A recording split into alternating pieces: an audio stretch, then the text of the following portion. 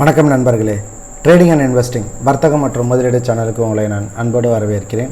நாளைக்கு நவம்பர் 3ஆம் தேதி என்னென்ன ஸ்டாக்லாம் இருக்குது அப்படின்றத பார்ப்போம். கூடவே நவம்பர் 2ஆம் தேதி இன்றைக்கி பார்த்த ஸ்டாக்ஸ்னுடைய ரிசல்ட் என்ன அப்படின்றதையும் பார்ப்போம். நம்ம முன்னாடி இன்ஃப்ராடெல் பார்த்துருந்தோம். பயபோவ் 187.1, ஸ்டாப் லாஸ் 179 ரூபா, டார்கெட் 188 மற்றும் 190 ரூபா பார்த்துருந்தோம். இதில் பார்த்தோன்னா இன்றைக்கி ட்ரேடே நடக்கலை. இப்போது இன்ஃப்ராடெல்லில் போய் பார்த்தோன்னா இன்றைக்கி என்ன இருக்கும் அப்படின்னு போய் பார்த்தா நம்ம சொன்ன அந்த ப்ரைஸ் பக்கத்துலேயே அது போகலை. ஸோ இன்றைக்கி அந்த ட்ரேட் நடக்கலை. அடுத்தது ஐடிசி 167 ரூபாய்க்கு மேலே போனால் வாங்கலான்ட்டு இருந்தோம். ஸ்டாப் லாஸ் 163 ரூபா, டார்கெட் 168, 168.50, 170. இன்றைக்கி என்னாச்சுன்னா ட்ரேட் என்ட்ராச்சு. அதாவது 167 ரூபாய்க்கு மேலே கண்டிப்பாக போச்சு. பட் அது ரொம்ப நேரமாக தாக்கு பிடிக்காமல் லாஸ்க்கும் போய் நிற்காமல் கொஞ்சம் தூரம், அதாவது 167 ரூபா 12 காசு 15 காசு மட்டும் போயிட்டு திரும்பவும் ரிட்டர்ன் ஆக ஆரம்பிச்சிடுச்சு. ஸோ நான் என்ன பண்ணியிருக்கேன்னா இதை பொசிஷனாக கன்வெர்ட் பண்ணிட்டேன். அப்படின்னா என்ன அர்த்தம் அப்படின்னா, இன்ட்ராடேயில் வாங்கினதை இன்றைக்கே வாங்கி இன்றைக்கே விற்கிறதுக்கு பதிலாக இன்றைக்கி வாங்கி அதை கன்வெர்ட் பண்ணிட்டு பொசிஷனாக மாற்றி வச்சுருக்கேன். எக்ஸ்பெக்டிங் நாளைக்கு இல்லைன்னா ஒரு ஒரு ஒரு 4-5 நாளைக்குள்ளே ஒரு 170 ரூபா இல்லை ஒரு 171 ரூபா போகும் அப்படின்ற நம்பிக்கையில். ஸோ நான் ரிப்போர்ட் பண்ணும்போது எப்படி ரிப்போர்ட் பண்ணியிருக்கேன்னா, லாஸும் இல்லை கெயினும் இல்லை, வெளில வந்துட்டேன் அப்படின்ற மாதிரி ரிப்போர்ட் பண்ணியிருக்கேன். பட் என்னை பொறுத்த வரைக்கும் நான் பொசிஷன் வச்சுருக்கேன். ஸோ என்ன நடக்குது அப்படின்றத இன்னொரு 4-5 நாள் கழிச்சு அதை பார்ப்போம். அடுத்தது டாரன் ஃபார்மா சொல்லியிருந்தேன்.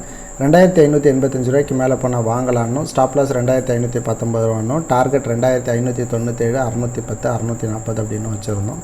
பட் அதுலேயும் பார்த்திங்கன்னா இன்றைக்கி ட்ரேட் எதுவுமே நடக்கலை. பார்த்தோன்னா நமக்கு அந்த பை ப்ரைஸை தாண்டி மேலே போகவே இல்லை. ஆகையினால இன்றைக்கும் அங்கே ட்ரேட் நடக்கலை. அடுத்தது நம்ம பார்த்துருக்கிறது டிஎல்எஃப் பொறுத்த வரைக்கும் 160 ரூபாய்க்கு மேலே போச்சுன்னா வாங்கலான்ட்டு இருந்தோம்.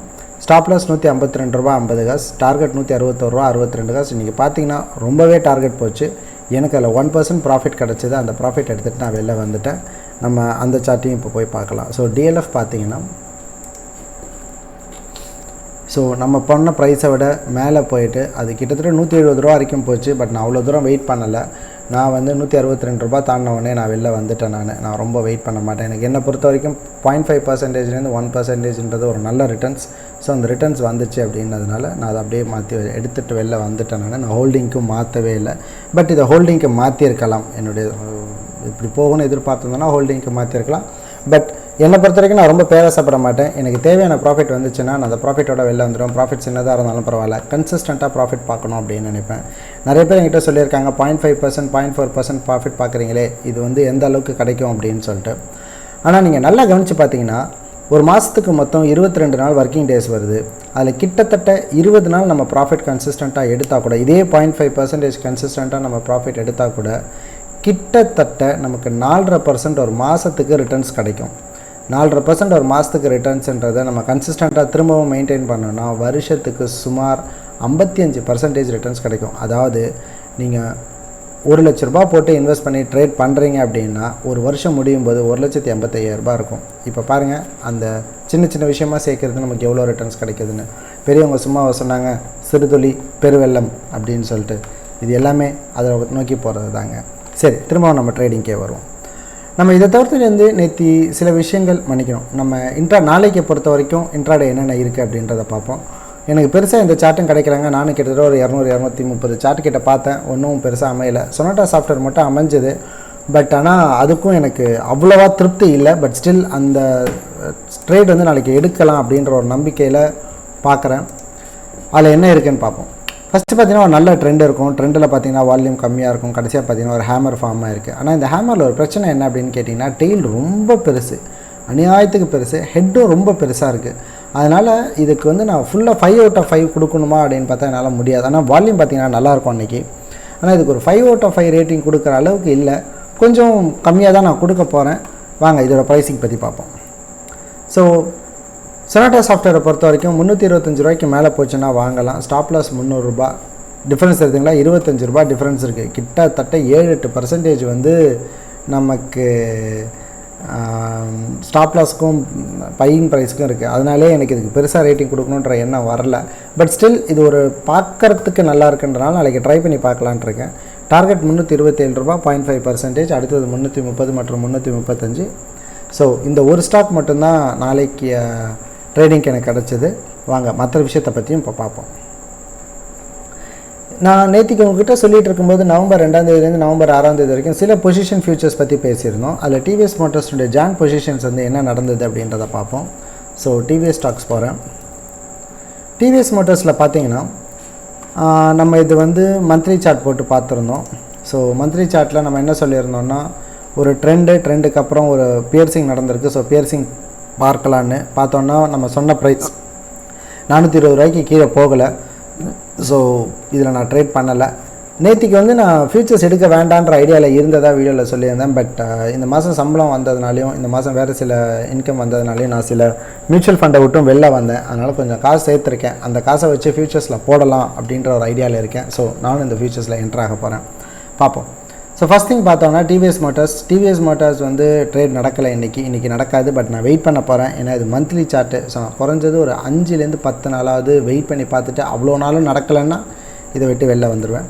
அடுத்தது ஹீரோ மோட்டர் காப்பில் பார்த்தோன்னா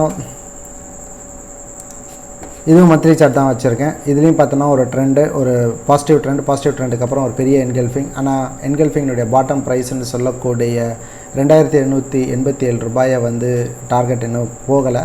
ஆகையினால் அதுக்கும் நான் என்ட்ரி போடுற ஐடியாவில் இல்லை. பட் வெயிட் பண்ண போகிறேன். எகெயின் ஏன்னா இது மந்த்லி சார்ட்டு. ஸோ கொஞ்சம் வெயிட் பண்ணலாம். அடுத்தது மைண்ட்ரியும் அதே மாதிரி தாங்க. மைண்ட்ரியும் நான் இப்போ பண்ணுற மாதிரி இல்லை. ஏன்னு பார்த்தீங்கன்னா அது இன்வெர்டட் ஹேமர். அந்த ஹேமர்னுடைய பாட்டம் ப்ரைஸ் அது இன்னும் தொடலை. ஸோ அதுலேயும் நான் என்ட்ரி ஆகலை. பட் இதுவும் நான் வெயிட் பண்ண போகிறேன். ஏன்னா இது ஒரு நல்ல பொட்டன்ஷியலான ஸ்டாக்காக இருக்குது. நான் வெயிட் பண்ண போகிறேன். இதுக்கு ஒரு 5லேருந்து 2 வாரம் வரைக்கும் நான் அதிகபட்சம் வெயிட் பண்ணுவேன். அது வரைக்கும் வரல அப்படின்னா நான் வெளில வந்துடலான்ற ஐடியாவில் இருக்கேன். பார்ப்போம். என்ன நான் டெய்லி இதை பற்றி நான் அப்டேட் இன்றைக்கி என்ன நடந்ததுன்ற அப்டேட்டையும் தரேன். இதை தவிர்த்து நம்ம வார கேண்டலில் பார்த்தது axis bank. So axis bank வார சார்ட்டில் போய் பார்த்தோன்னா மாறலை. வார சார்ட்டில் போய் பார்த்தோன்னா ஒரு மைனராக ஒரு ட்ரெண்டு, அந்த ட்ரெண்டுக்கு அப்புறம் ஒரு பியர்சிங் நடந்திருக்கும். ஸோ அதுக்கு கீழே போனால் வாங்கலாம், அதுக்கு கீழே போனால் விற்கலான்ட்டு இருந்தேன். பட் அது போகலை. ஆகையினால நான் அதை வெயிட் பண்ணுற ஐடியாவில் இல்லை. ஸோ நான் இதுக்கு மேலே அதை ட்ரேட் பண்ணுற ஐடியாவில் இல்லை. வெளில வந்துட போகிறேன். காரணம் என்ன அப்படின்னா அதோடைய டார்கெட் ப்ரைஸ்ன்னு நம்ம ஒரு ப்ரைஸ் சொன்னோம் இல்லையா, அந்த ப்ரைஸ் எல்லாம் தாண்டி ரொம்ப போகிற மாதிரி ஆகிடுச்சு. அதாவது அதோடய ஸ்டாப் லாஸ் ப்ரைஸ் எல்லாம் தாண்டி மேலே போயிடுச்சு. ஆகையினால் இதுக்கு மேலே அதில் வெயிட் பண்ணுறதுன்றது ஒரு தவறான விஷயம். ஸோ நான் அதுக்கு வெயிட் பண்ணலை. அடுத்தது டிவிஎஸ் மோட்டார்ஸ் நம்ம மாத சார்ட்டில் பார்த்தோம். இப்போது நம்ம பார்க்க போகிறது வந்து வார சார்ட்டில் பார்க்க போகிறோம். செல்லுன்றதை கிளிக் பண்ணிட்டேன். ஸோ வார சார்ட்டில் பார்த்தோன்னா டிவிஎஸ் மோட்டார்ஸை பொறுத்த வரைக்கும் இது இன்ஃப்ராடெல் அதானே பார்த்தேன். சார்ட் வித்தியாசமாக இருக்கேன்னு யோசித்தேன். ஸோ டிவிஎஸ் மோட்டார்ஸ்னுடைய வார கேலண்டரில் ஒரு ட்ரெண்டுக்கு அப்புறம் ஒரு ஹேமரில் நல்ல வால்யூம். ஸோ இதனால் பார்த்துருந்தோம். பட் பார்த்தீங்கன்னா டாப் ப்ரைஸை இன்னும் தாண்டலை. அதே மாதிரி ஸ்டாப் லாஸையும் க்ராஸ் பண்ணலை. அதனால் ஒரு நாள் வெயிட் பண்ணலாம் அப்படின்ட்டு இருக்கேன். பார்ப்போம் என்ன நடக்குது அப்படின்னு சொல்லிட்டு. ஸோ இதுதான் நம்ம இது வரைக்கும் பார்த்துருக்கிற சார்ட்ஸ். இந்த வீடியோ உங்களுக்கு பிடிச்சிருந்ததுன்னா லைக் பண்ணுங்கள், உங்கள் ஃப்ரெண்ட்ஸோட ஷேர் பண்ணுங்கள். உங்களுடைய எண்ணங்கள் உங்களுடைய எண்ண ஓட்டங்களை வந்து கமெண்ட்ஸ் பாக்ஸில் உங்களுடைய கருத்துக்களை தெரிவிங்க. நானும் என்னுடைய கருத்துக்களை தெரிவிக்கிறேன். இந்த வீடியோ பார்த்ததுக்கு நன்றி. வணக்கம்.